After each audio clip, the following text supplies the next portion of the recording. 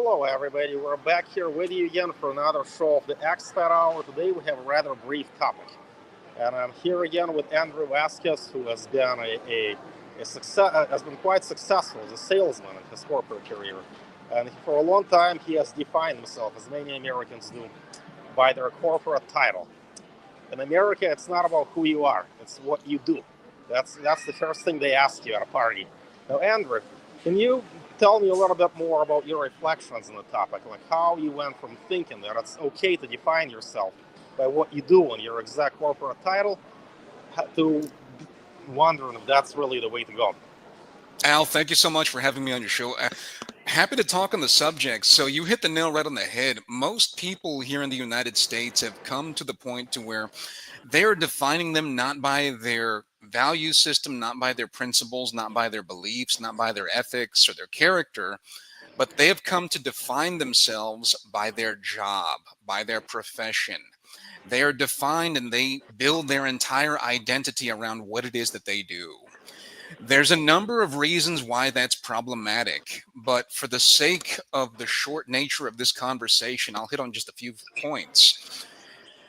Pretty much everyone that I work with in my line of work has fallen into this ego trap. They are completely obsessed. They are infatuated with the cars that they drive, the houses that they live in, the jewelry that they buy, and it's all superficial, it's all pulchritudinous. But what's really dangerous about that is the moment that your ability to go ahead and define yourself by what it is you do is removed from you, as soon as that rug is pulled out from underneath you, you don't have an identity to fall back on. And that leads to a lot of mental, emotional, psychological issues.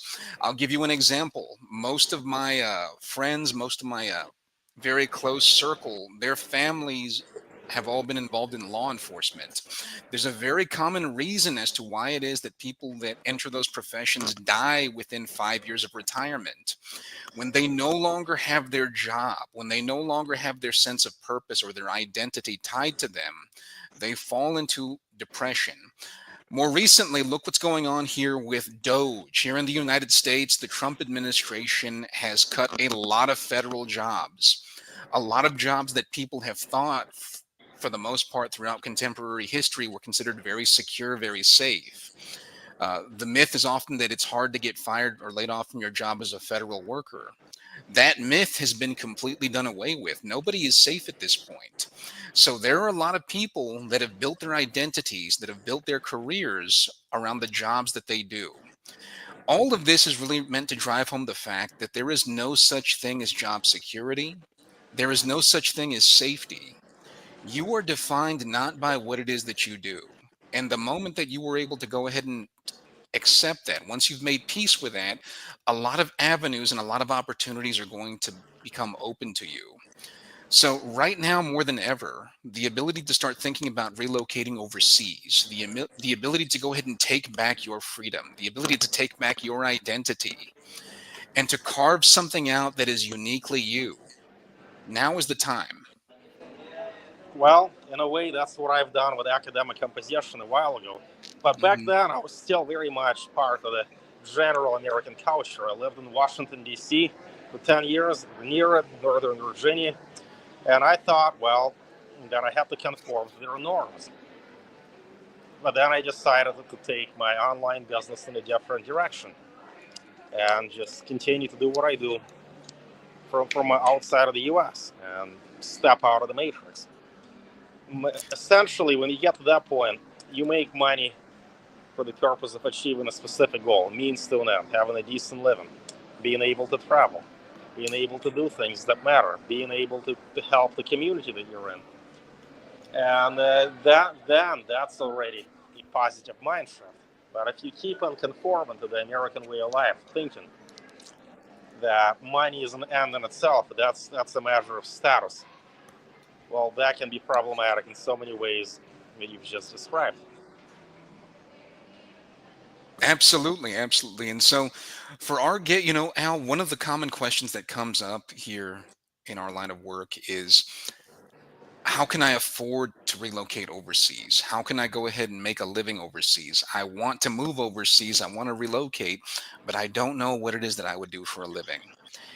I think that our viewers would benefit tremendously from getting a free consultation with you, Al, because you've actually done this. You took your business online and you found a way to go ahead and be profitable and to live the life of your choice, the life of your dreams, Mhm. while operating it online overseas. And so, do you care to speak more on that? Well, my online business is an academic writing, and I've always been a writer, but that's just my passion. That's my Mhm. expertise. That's just the way I've done it. And of course, I'd be happy to discuss them privately with anybody who's interested. If I were to get into that now, that would be an hour-long story. But there Gotcha. are many other ways to do it. For example, now we live in a wonderful world of freelancing.